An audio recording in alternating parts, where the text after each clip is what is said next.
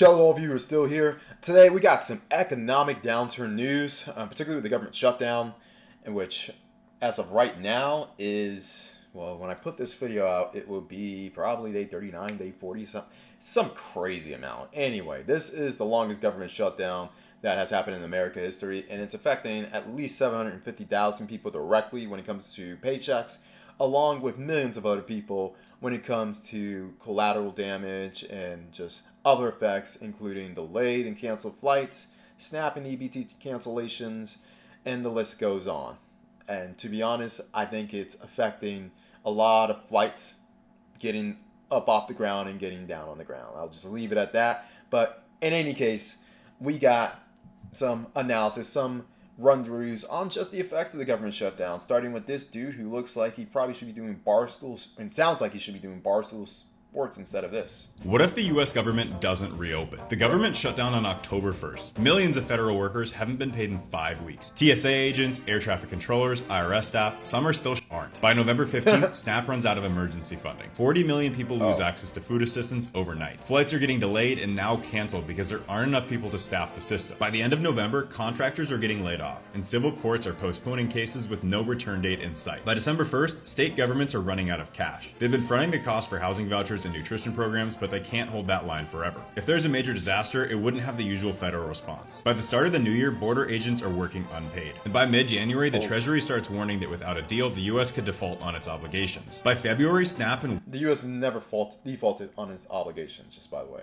WIC are completely out of money.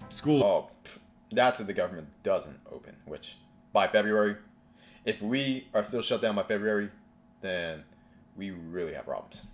Lunch programs shut down in multiple states. Commercial flights are being canceled because the inspections aren't getting done. By March, the recession is official. GDP drops, unemployment rises, and layoffs spread from contractors to defense firms. I think the recession happens anyway, and to be honest, I think the recession is here right now. I think they'll just announce it in March.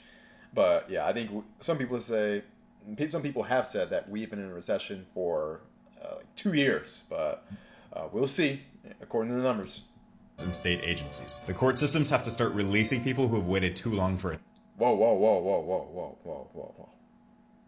You see that, right? I'm just saying. Trial. In April, the housing market locks up. VHA and VA loans stall out and buyers can't close. Cities that were already under-resourced start seeing a rise in crime. By May, the damage spreads deeper. Career civil servants start leaving for good. NASA engineers, CDC researchers, FAA safety inspectors, all gone. This wouldn't just be a shutdown anymore. It's real damage. People are walking away. Programs aren't coming back, and the longer it drags on, the less there is to return to. Alright, so I don't think it's going to go on to May of 2026.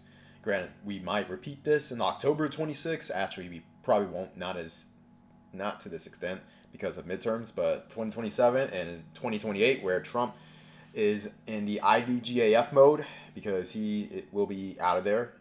I know he's saying, "Oh, I'm going to extend. I'm going to extend." No, he's just trolling you guys. He, as much of a dumbass as his rhetoric is, as much of a dumbass as he is for the rhetoric, he is not going to play that I'm going to extend to a third term bullcrap. I don't see that happening, honestly. But yeah, in any case, yeah, this just a hyperbole on what could happen. But let's look at what's actually happening on the ground, or rather, should I say, in the air. I know we probably have quite a few nervous flyers today. It is perfectly understandable. I want to emphasize this aircraft does not move a single inch unless both my co-captain Michael and myself are absolutely. I like this co-captain. Co-captain's like, "Yes, sir." He's like the silent hype man. And the captain, man, he is assertive. Like, look at this. He's about to work. He's about to roast. Certain it's safe to do so. Top that off. Before I left the house on this trip, my little one has learned the word ice cream, and she made me make sure I promised her to get her ice cream when I get back home from the trip. Aww. That being said, nothing, and I mean absolutely nothing unsafe comes in between me, that little girl, and her ice cream. I know you guys probably have some similar plans, maybe not tonight, but probably tomorrow afternoon once we get you up for Raleigh. Please feel free to join our Wi-Fi and take care of picking out which place you guys are going to get ice cream, or shoot your friends and family text about what you guys are doing on the flight. It's going to be short. Should be a really nice day to go flying. We'll get you guys up there. He's like, this is not going to be short. Again, thanks so much for your help here in the boarding process. We'll get underway. Welcome aboard. All right, so shout out to this, and it's Delta, because To be honest, from my experience, when it comes to flights, U.S.-based flights, airlines, Delta's the only one that's really worth a damn. And the saddest thing is that the second best one is Southwest. The rest of them are ass.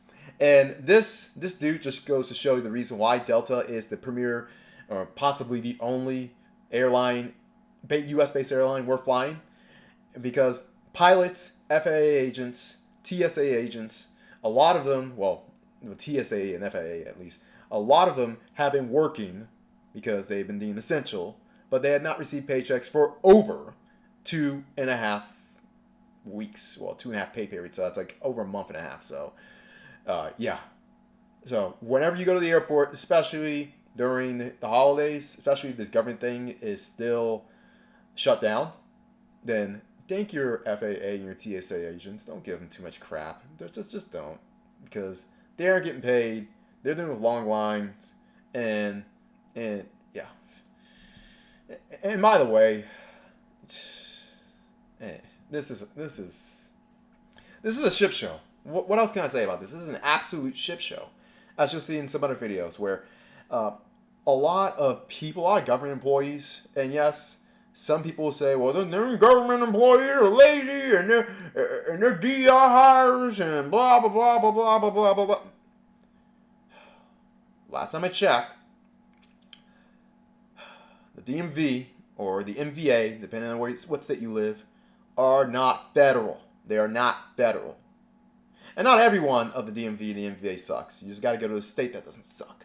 Let's just be honest. My experience with the DMV in California, my experience with the DMV in Utah. So, yeah. It might depend on just where you live. But in any case, let's go to this third individual who is actually a government employee overseas, and let's see what she has to deal with. Day 34 of a government shutdown. I don't even know how many of me getting up every single day and going to work like I'm supposed to, but I have no idea when I'm going to get a paycheck. Hi, I'm Shannon. I'm an American living in Germany, working as a DoD civilian, and we have no fucking clue when we're going to get paid. Now, technically, we're supposed to get a paycheck this week, but just in the brief little bit that I was on social media and regular news outlets trying to figure out what's happening today, because we're so much further ahead than the US in time zones. So before I go to bed, I wanted to say, hey, what's going on? It's not looking promising, and I don't know that there's going to be an end in sight to this thing any fucking time soon. So this will mean if we miss a paycheck this week, we will have missed 2 1/3 paychecks. Our paycheck on the 8th of October was missing 3 days. We did not get a paycheck on the 22nd, and we're supposed to get a paycheck this Thursday or Friday, and it doesn't look like that's going to happen. And I would love to tell you that the vibe in my building is we're holding on to hope and trying to do well, and that's far from the truth. People are getting really concerned, and they're not just concerned for themselves and what that looks like, and not having a paycheck. Of course they're concerned about that. They're also concerned about their families stateside that might be relying on resources that have been cut, like SNAP and WIC benefits. Although it did look like SNAP might get a little funding today. That was kind of hazy yet when I looked at it. Just the overall dread and concern is overwhelming. I will tell you, though, the amount of German citizens that have reached out to me, either on comments or direct messages or food bank organizations have responded to me and said, what can we do to help our American neighbors, because nobody should have to go hungry. And that, to me, is a very stark contrast to what's happening in the United States. I'm not surprised.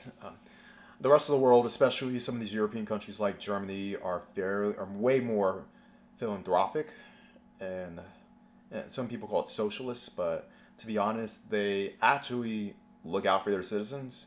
And in some cases, they look out for people who aren't their citizens, but that's a whole other subject for another day. But in any case, in my time in Germany, I will say this: the least of my problems, and Germany has a lot of problems, but the least of my problems were from German people, German-born and bred people, because a lot of them are caring, a lot of them are considerate, yes, a lot of them are a bit more rough on the edges when it comes to personality, but trust me, one, if you befriend them, then you do have friends for a long time, if not life. And two, they will watch out for your back. Now, maybe that's something that the Johnny-come-latelys can learn. I'll keep my opinions at that. But as far as the native Germans, then yeah, I'm not surprised because they actually believe in that healthcare and a right to a decent life is a human right. And you can say whatever you want about that. You can say your little capitalism explanations in the comment section on why healthcare and school and a decent life and a decent apartment are not a right, and that should be earned through my hard work and my bootstraps, which, I mean, your grandsons aren't even believing these days, boomers. But yeah. Actually, I was talking to some Germans, and they told me that during the pandemic, where a lot of people were getting laid off, even temporarily, you had the German government go in and, one, pay their, basically reimburse them for unemployment for an extended amount of time. And alongside that, gave them free classing and free opportunities to learn skills in order to get into a new career if they so choose. That's a stark contrast on what you see in America, where they cry about we need more computer engineers, computer scientists, and people to work these AI machines and all this other kind of stuff, and these servers that will host AI machines. Yeah, you'll have a lot of talk about that, but in reality, are they teaching Americans that? No. No. When they're teaching Americans, what are they teaching us? Either they're teaching us that every white male figure was a saint, and why you should venerate them, even if they have questionable past and histories and stuff they did. Or we were slaves, and we got our ass kicked, and we had cities, but we got our ass kicked again, and then there's Jim Crow, and then we had some decades of dignity, but in order to get our ass kicked again, and then finally to kick our own ass through the yo-yo whoopity whoop culture. That's or they're teaching you culture wars. So basically, we're learning culture wars while the rest of the world is learning how to do a damn skill and actually feed themselves. But yeah, that's a whole nother subject. Anyway, let's get back to this. Here we are. We don't go here. We're not citizens here.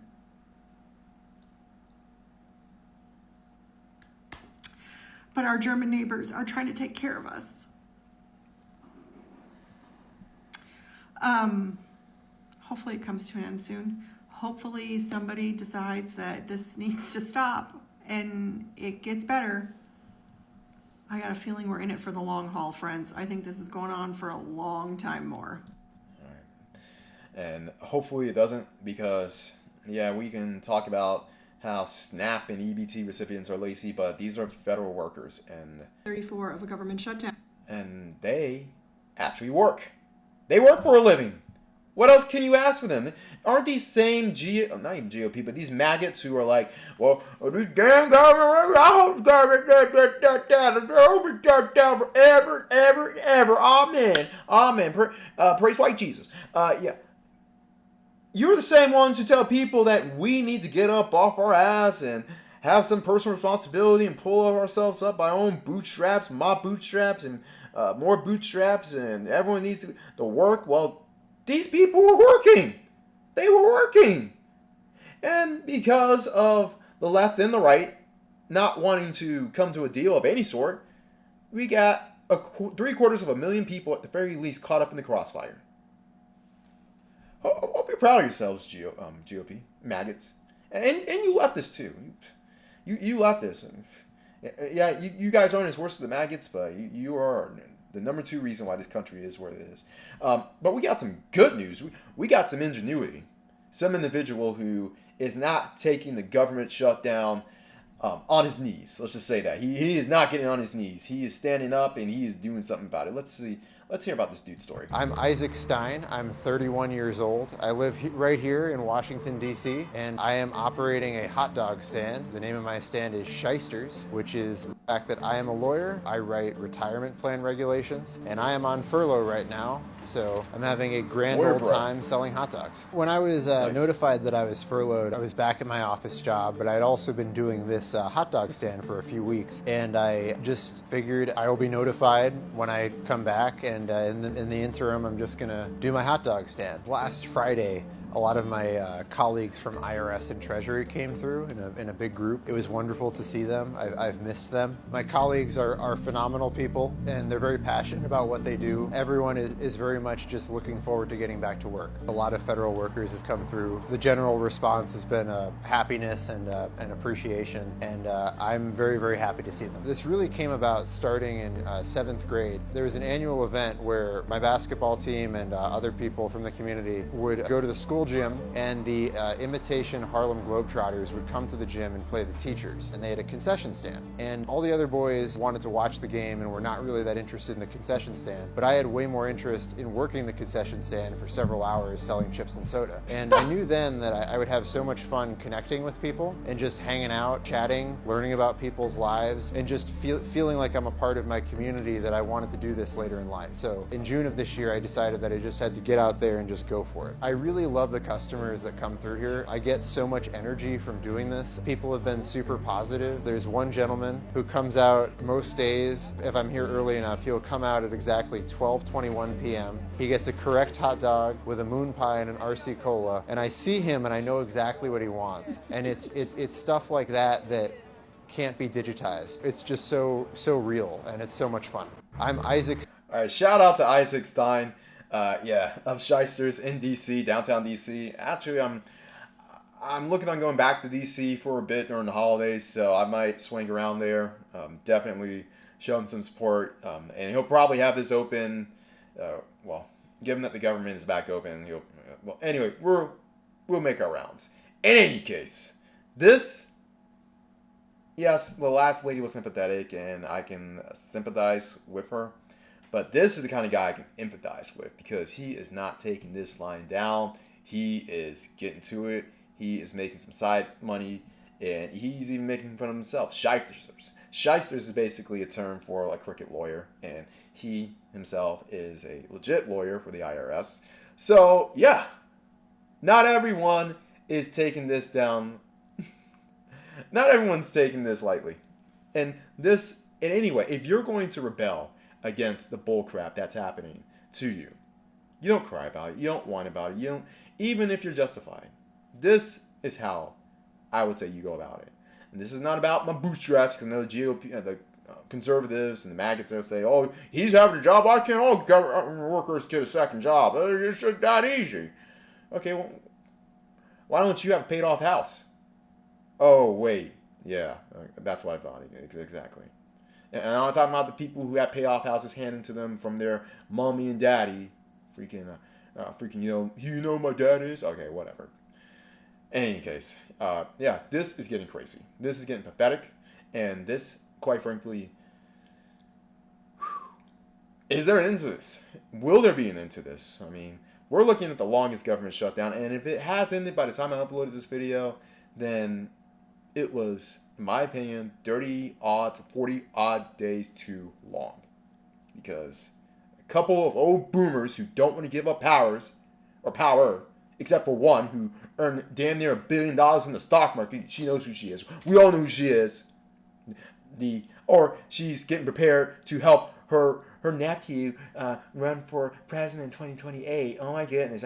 I need to retire so I can help donate money to my nephew and his campaign, his failed campaign for 28. That's the only boomer who's retired from Congress. The only boomer. All your boomer homies and homegirls, they freaking croaked. Or they basically left and they croaked like 2 days later. Get out of here. Get out of here, Congress. Freaking jokes. Both sides. Yeah. And I'm not playing this football. When the left needs to suck Trump's cock, or the right needs to give illegals and migrants and tethers and everyone else but American citizens what they need. No. Both sides can, they can eat it. And I don't mean hot dogs in here. but it's something that looks like hot dogs. We'll just leave it at that. Everyone else out there, always bet on X.